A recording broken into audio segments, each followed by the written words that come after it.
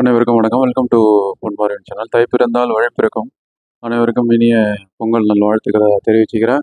இன்னும் பொங்கல் லீவு இந்த வாரம் ஃபுல்லாகவே இருக்குன்னு நம்ம எல்லாருக்கும் தெரியும். அதனால நிறைய பேருக்கு லீவுகள்லாம் அப்பப்போ அங்கங்கே கிடச்சிருக்கும். ஸோ இந்த பொங்கல் கொண்டாட்டங்களில் ஒரு கொண்டாட்டமாக என்ன படத்துக்கு போகலான்னு கன்ஃபியூஸ் ஆகிட்டே இருப்பாங்க. அந்த மாதிரி உள்ளவங்களுக்காக இந்த வாரம் பொங்கலுக்காக ரிலீஸ் ஆகி மிகப்பெரிய பாசிட்டிவ் ரிவ்யூஸ்லாம் பெற்றுட்டு எல்லாரும் நல்லா இருக்குது, காமெடியாக இருக்குன்னு சொல்லி ஒரு படத்தை சொல்லிட்டு இருந்தாங்க. அந்த படம் ஒரு அதிசயம் தான். ஏன்னா இந்த படம் வந்து 2013 வந்து ரெடி ஆகி அப்புறம் பெண்டிங் ஆகி இப்போ கடைசியில் இந்த வருஷம் 2025 12 வருஷத்துக்கு அப்புறம் ரிலீஸ் ஆகி மாபெரும் பாசிட்டிவ் ரிவ்யூஸு வசூலை வாரி குவிச்சிட்டு இருக்க படம் தான் மதகஜராஜா. பாக்ஸ் ஆஃபீஸ் ஹிட்னு சொல்லக்கூடிய அளவில் மிக சிறந்த படமாக வந்திருக்கு. ஒரு ஷார்ட்டாக எம்ஜிஆர் என்கிற மதகஜராஜா அப்படின்றது தான் அந்த படத்தோட டைட்டில். இந்த படம் பார்த்துட்டேன். இந்த படத்தில் வந்து சந்தானம், விஷால், வரலட்சுமி, சரத்குமார், அப்புறம் அஞ்சலி இப்படின்னு ஏகப்பட்ட நட்சத்திர பட்டாளங்கள், அப்புறம் மனோபாலா, அப்புறம் சிட்டி பாபு, மணிவண்ணன் இவங்களாம் காமெடிக்காக ஏகப்பட்ட நட்சத்திரங்கள் நடிச்சிருக்காங்க. அது இல்லாமல் சுந்தர் சி அவர்கள் படம்னாலே தெரியும், பிரம்மாண்டமான நடிகர் பட்டாளங்கள்லாம் கண்டிப்பாக இருப்பாங்கன்னு. இந்த படத்துலையும் ஏகப்பட்ட நடிகர்கள் இருக்காங்க. குறிப்பாக லுல்லு சபாலேருந்து இந்த சாமிநாதன் இன்னும் 2 3 பேரும் இருக்காங்க. இந்த மாதிரி டீட்டெயிலான ஒரு நுணுக்கமான விஷயங்கள்லாம் இந்த ரிவ்யூவில் இருக்குது. இந்த படம் ரிவ்யூ பண்ணுங்க நிறைய பேர் கேட்டிருந்தாங்க. ஏன்னா அதை வச்சு தான் ரிசர்வ் பண்ணலாமா, படம் பார்க்கலாமா வேணாமான்னு முடிவெடுக்கலாம். நம்மளோட சப்ஸ்கிரைபர்ஸ் ரிலேஷன்ஸ்லாம் கேட்டிருந்தாங்க. அதனால இந்த படம் இன்றைக்கி பொங்கல் அன்றைக்கி பண்ணால் நல்லாயிருக்கும். ஏன்னா பொங்கல் லீவ், காணும் பொங்கல்லாம் இனிமேல் தான் வருது. இன்றைக்கி பொங்கல் லீவ் தான். ஸோ கண்டிப்பாக இந்த படம் எப்படி இருக்குன்னா டிக்கெட் கண்டிப்பாக புக் பண்ணி பார்க்கலாம் தேட்டரில். ஏன்னா யூஏ சர்டிஃபிகேட் படம் தான். அதையும் போய் சொல்லிடுறேன், 16 வயசுக்கு மேலே இருக்கவங்க தான் பார்க்க முடியும். ஏன்னா படத்தில் வர ஒரு சில கிளாமர் சீன்ஸ்க்காக அப்படின்னு சொல்லி சென்சார்லேருந்து யூஏ 16 கொடுத்துருக்காங்க. ஸோ அதை மைண்டில் வச்சுட்டு பாருங்கள். மற்றபடி பெரிய அளவு கிராமர்லாம் இல்லை. அப்படின்னு பார்க்கணுன்னு முடிவு எடுத்துட்டிங்கன்னா முதல்ல நீங்கள் பார்த்துட்டு 16 வயசு கீழே இருக்கவங்க பார்க்கலாமா வேணாமான்னு யோசிச்சுக்கோங்க. அதுக்கு மேலே 16 வயசுக்கு மேலே இருக்கவங்க காமெடிக்காக கண்டிப்பாக இந்த படத்தை ஒன் டைம் பார்க்கலாம். எந்த இடத்துலையும் போர் அடிக்காது. நல்ல ஒரு கொண்டாட்டமான ஒரு மனநிலைக்கு இந்த பொங்கல் கொண்டாட்டத்தோடு சேர்ந்து இந்த கொண்டாட்டத்தையும் அனுபவிக்கிறதுக்கு தேட்டரில் போய் பாருங்கன்னு சொல்லி நம்மளோட வெர்டிக்ட்டை முன்னாடியே சொல்லிடுறோம். இந்த படம் ஒன் டைம் வாட்சபிள் தான். இருந்தாலும் ரிவ்யூவில் வந்து படத்தை பற்றின டீட்டெயில்ஸ், நுணுக்கமான விஷயங்கள்லாம் நிறைய இருக்குது. அதனால் ரிவ்யூ ஸ்கிப் பண்ணாமல் பாருங்கன்னு கேட்டுக்கிறேன். வாங்க விமர்சனத்துக்குள்ளே போகலாம். படத்தோட கதை என்னென்னா, ஹீரோ விஷால் வந்து சின்ன வயசுலேருந்து அவரோட திக் ஃப்ரெண்ட்ஸு கூட ஒரு 3 பேர் இருக்காங்க. அது அவங்க யாருன்னா, விஷால் கூட படித்த சந்தானம், அப்புறம் சடகோபன் ரமேஷ், நிதின் சத்யா, இவங்க 4 பேரும் ஒன்றாவே ஃப்ரெண்ட்ஸாகவே இருக்காங்க. அவங்க ஸ்கூலில் பிடி மாஸ்டர் இருந்த அந்த பிடி மாஸ்டரோட பொண்ணுக்கு வந்து கல்யாணம்னு சொல்லி இவங்களாம் கேங்காக போய்ட்டு அந்த இதை ரீயூனியன் மாதிரி இருக்கலாம்னு சொல்லி ஜாலியாக போய் அட்டன் பண்ணுறாங்க. அங்கே போகும்போது தான் அவங்க பேசிக்கிட்டே இருக்கும்போது ஒரு கட்டத்தில் வந்து நிதின் சத்யாவுக்கும் சடகோபன் ரமேஷுக்கும் பிஸ்னஸ்ஸு சார்பாக வந்து ஒரு பிரச்சனை வந்துடும். அதில் வந்து சப் கலெக்டராக இருப்பார் சடகோபன் ரமேஷ். அவருக்கு வந்து அரசியல் ரீதியாக அட்டாக்கும், பிஸ்னஸ் ரீதியாக வந்து நம்ம நிதின் சத்யாவுக்கு பிரச்சனை. தொழிலதிபராக இருப்பார், அவர் சொந்த தொழில் பண்ணிகிட்டு இருப்பார். அவங்க 2 பேருக்கும் ஒரே டயத்தில் ஒரு அரசியல்வாதியால் பிரச்சனை வரும். அவர் தான் சோனு ஷூட்டு. அவர் வந்து சென்ட்ரல்லேருந்து ஸ்டேட் வரைக்கும் பவர்ஃபுல்லானவர், சிஎம்ஏ மாற்றக்கூடிய அளவு பவர் படித்த மாதிரி சித்தரிக்கப்பட்டிருக்கார் படத்தில். ஸோ அவர் வந்து இவங்க 2 பேரையும் வந்து கார்னர் பண்ணிடுறாரு. இதில் ஒருத்தர் வந்து ஜெயிலுக்கு போகிற கண்டிஷனு, சப் கலெக்டராக இருக்கவர் வந்து பொய் கேஸ் போட்டு உள்ளே தள்ளுறதுக்கு பெயிலில் தான் வந்திருப்பார். இந்த கல்யாணத்தை அட்டன் பண்ணிட்டு போகலான்னு வந்துட்டு அதுக்கப்புறம் சரண்டர் ஆகிட்டு திரும்ப ஜெயிலுக்கு போகிற மாதிரியான சூழ்நிலை. அது இல்லாமல் நிதின் சத்யா வந்து சோனு சூட்டால் பாதிக்கப்பட்டு பெரும் நஷ்டத்தை சந்திருப்பார். லட்சக்கணக்கில் கிட்டத்தட்ட 40-50 லட்சம் கிட்ட இழந்திருப்பார். அதனால் அவங்க கொடுத்த இன்வெஸ்டர்ஸ்லாம் கேட்டு அவர் ப்ரெஷர் பண்ணால் தற்கொலை முடிவுக்கு போகிற அளவுக்கு இருக்கும். இதில் வந்து விஷால் வந்து ஃப்ரெண்ட்ஸுக்கு ஹெல்ப் பண்ணக்கூடிய ஒரு நல்ல கேரக்டர், நல்ல ஒரு அறம் சார்ந்தவர்.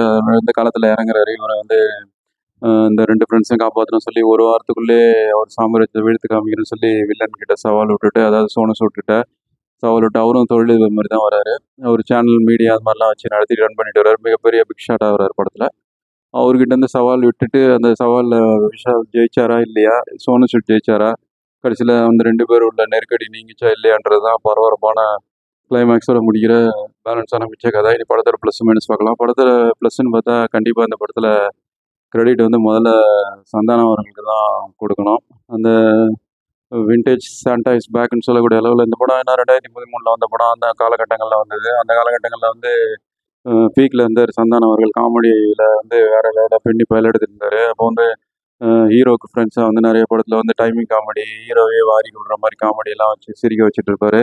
ஒரு நல்ல டைமிங் காமெடி, எதுனாலும் நல்லா ஜாலியாக ஹேண்டில் பண்ணி படத்தை நல்ல ஒரு ஜாலி மூடு கொண்டு போகிறதுல சந்தானம் அவர்களுக்கு நல்ல ஒரு ஸ்கோப் இருந்து டைம் வைப்போம். அதுக்கப்புறம் அவர் ஹீரோ ஆகிட்டாரு. அப்புறம் ஹீரோவோட பல படங்கள் வெற்றிகரமாக இப்போ ரன் ஆகிட்டு இருக்கு. இப்போ கரண்ட்ல ஹீரோவாக இருக்காருன்றது வேற விஷயம். ஸோ அவர் தான் இந்த படத்தில் வந்து full and full first half ஃபுல்லாக அவர் தான் ஷோல்டரில் தாங்கி பிடிக்கிற அளவுக்கு காமெடியிலே நல்லா பண்ணியிருக்காரு. எப்படி உள்ளத்தை எளிதால வந்து கார்த்திக் அவர்களும் கவுண்டமணி அவர்களும் டைமிங்கில் காமெடி, அது மாதிரி இதில் விஷால் அவர்களும் இவரும் வந்து சேர்ந்து அவங்க ஃப்ரெண்ட்ஸ் கூட சேர்ந்து அடிக்கிற காமெடிலாம் சந்தானம் அவர்கள் வேற லெவலாக பண்ணியிருப்பாங்க. அது படத்துக்கு நல்லாவே ஒரு எலிவேட் பண்ணி கொடுத்துருக்கு. அதனால சந்தானம் அவர்கள் இனி காமெடியும் அப்பப்போ 1, 2 படங்களில் பண்ணால் நல்லா இருக்குன்ற அளவுக்கு இந்த படத்தோட ரிசல்ட் அமைஞ்சிருக்கு. இந்த படத்துக்கு விமர்சனம் சொல்கிறவங்க எல்லாமே முதல்ல சொல்கிறது, ஹைலைட்டாக சொல்கிறது சந்தானம் அவர்கள் டைமிங் காமெடி தான். நீங்கள் படம் பாருங்கள், உங்களுக்கே தெரியும். ஃபர்ஸ்ட் ஹாஃப் ஃபுல்லாகவே அவர் தான் வராரு காமெடிக்கு. செகண்ட் ஹாஃபில் தான் வந்து மனோபாலா அவர்கள் அப்புறம் கூட வந்து சந்தானம் அப்பப்போ வந்துட்டு போவார். அதுக்கப்புறம் லோல்லு சபா சாமிநாதன் செகண்ட் ஹாஃபில் காமெடி ஸ்ப்ளிட் பண்ணாலும் ஃபர்ஸ்ட் ஹாஃபில் எல்லாரும் இருந்தாலும் இவர் தான் வந்து பின்னி பல்லெடுக்கிறாரு சந்தானம் அவர்கள். அவர் நம்ம வாழ்த்துக்களை தெரிவிச்சுக்கலாம். ஹீரோ வந்து விஷால் அவர்கள். அந்த காலத்தில் வந்து ஒன்லி இந்த மாதிரி ஆக்ஷன் சீன்ஸ்லாம் நிறைய இந்த மாதிரி படம் பண்ணிட்டு இருந்தார். பாண்டி நாடுன்ற படம் கூட அந்த டயத்தில் வந்து மிகப்பெரிய ஹிட் ஆகிடுச்சு. அது அந்த டயத்தில் வந்த படம் தான். இது ஏன் பெண்டிங் ஆச்சுன்னு தெரியல. அந்த அளவுக்கு விஷாலம் வந்து உடம்பு சிக்ஸ் பேக்லாம் ஏற்றி கிளைமேக்ஸில் ஒரு ஃபைட்டில் நல்லாவே பண்ணியிருப்பாரு. அவர் காமெடி இந்த படத்தில் ஓரளவு ஒர்க் அவுட் ஆகிருக்கு. 2 பேர் டைமிங்கும் நல்லா இருக்குது. அது இல்லாமல் ஒரு ட்விட்டரில் கூட போட்டிருந்தாரு சந்தானம் அவர்களுக்கு ஜாலியாக வந்து நம்ம 2 பேர் கெமிஸ்ட்ரி தான் நல்லா ஒர்க் அவுட் ஆகிருக்கு படத்தில், ஹீரோயின் கெமிஸ்ட்ரியோடன்னு சொல்லி ஒரு காமெடியாக போட்டிருந்தார் ட்விட்டர் கூட சமீபத்தில் விஷால் அவர்கள். அந்த அளவுக்கு 2 பேர் காமெடி நல்லா ஒர்க் அவுட் ஆகிருக்கு இந்த படத்தில். நல்லாவே இப்போ பண்ணியிருக்காங்க. கலகலப்பு படம் மாதிரியே சுந்தர் சி அவர்கள் இந்த படத்துலையும் காமெடியாக கொண்டு போயிட்டார். அது படத்துக்கு ஒரு ப்ளஸ் பாயிண்ட்டாக நம்ம கண்டிப்பாக சொல்லலாம். அது இல்லாமல் படத்தில் ஏகப்பட்ட நடிகர் பட்டாளம். சடகமன் ரமேஷ், நிதின் சத்யா இவங்கெல்லாம் ஃப்ரெண்டாக வராங்க. இவர் கூடவே சந்தானம், அப்புறம் ஹீரோ விஷால் இவங்கெல்லாம் ஒரே கேங்காக வராங்க. நல்லா இருக்குது. அதெல்லாம் படத்தில் 2 ஹீரோயின்ஸு, ஒன்று வந்து வரலட்சுமி சரத்குமார், இன்னொன்று அஞ்சலி. அவங்களுக்கு வந்து படத்தில் கிளாமர் சீன்ஸ் தான் அதிகம். நடிக்கிற ஸ்கோப்லாம் கொஞ்சம் கம்மி தான். இருந்தாலும் அவங்க கொடுத்த வாய்ப்பை பயன்படுத்திட்டாங்க. படத்துக்கு மியூசிக் வந்து விஜய் ஆண்டனி. பாடல்கள்லாம் நல்லாவே போட்டிருக்காரு. பிஜிஎம்மும் நல்லா ஒரு காமிக்கலான பிஜிஎம்லேருந்து ஆக்ஷனுக்கு தேவையான அந்த பிஜிஎம்லேருந்து பின்னி பல்ல எடுத்திருக்காரு. ஸோ அவரும் நல்லா பண்ணியிருக்காரு. இந்த படத்தில் ஹீரோ ஆகிட்டார்.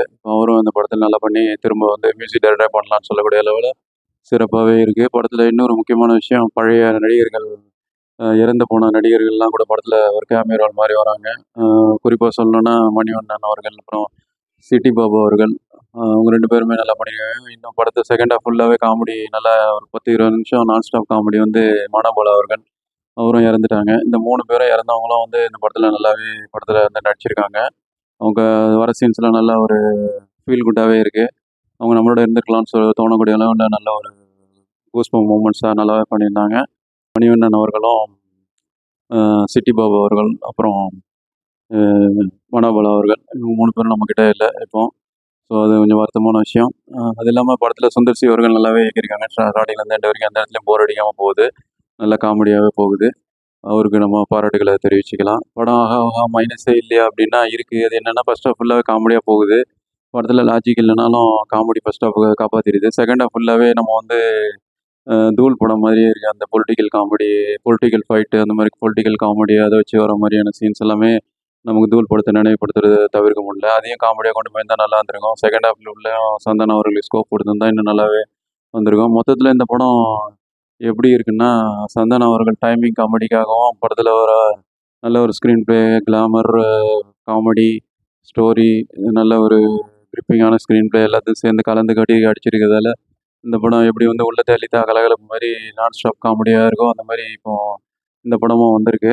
ஒரு 12 வருஷம் கழிச்சு வந்திருந்தாலும் லேட்டாக வந்தாலும் லேட்டஸ்ட்டாக வந்த மாதிரி நல்லாவே இருக்குது. கண்டிப்பாக தேட்டரில் இந்த படம் ஒன் டைம் நீங்கள் பார்க்கக்கூடிய அளவில், கொண்டாட்டமாக இருக்கக்கூடிய அளவில் நல்ல ஒரு படம் தான். தேட்டர்களில் சிரிப்புகளை ஏற்படுத்தக்கூடிய ஒரு நல்ல தரமான படம். ஓடிடியில் வரும்போது கண்டிப்பாக கொண்டாட படம். இப்போ தேட்டர்களில் ஓடிக்கிட்டு இருக்கு. ஸோ மிஸ் பண்ணாமல் தேட்டரில் மிஸ் பண்ணிட்டோமே அப்படின்னு சொல்லக்கூடிய அளவில் இருக்கும் ஓடிடியில் வரும்போது. ஸோ அதனால் தேட்டரில் பாருங்கன்னு இப்போ நான் ஒன் டைம் பார்க்கலான்னு சொல்கிறது தான் நம்மளோட வெர்டிக்ட்டு. ஸோ இந்த படம் பார்த்துருந்தீங்கன்னா உங்கள் கமெண்ட்டில் தெரியப்படுத்துங்க. வேறு ஒரு திரை விமர்சனம் அல்லது மன்றம் சந்திப்போம். இந்த படம் கண்டிப்பாக நம்ம பொங்கல் வின்னர்னு சொல்லிடலாம். பாக்ஸ் ஆஃபீஸ் ஹிட் அது ஷோரு. ஸோ பார்த்துட்டு உங்கள் கருத்துக்களை பின்னணிக்கு தெரியப்படுத்துங்க. வேறு ஒரு திரை விமர்சனம் சந்திப்போம். நன்றி, வணக்கம்.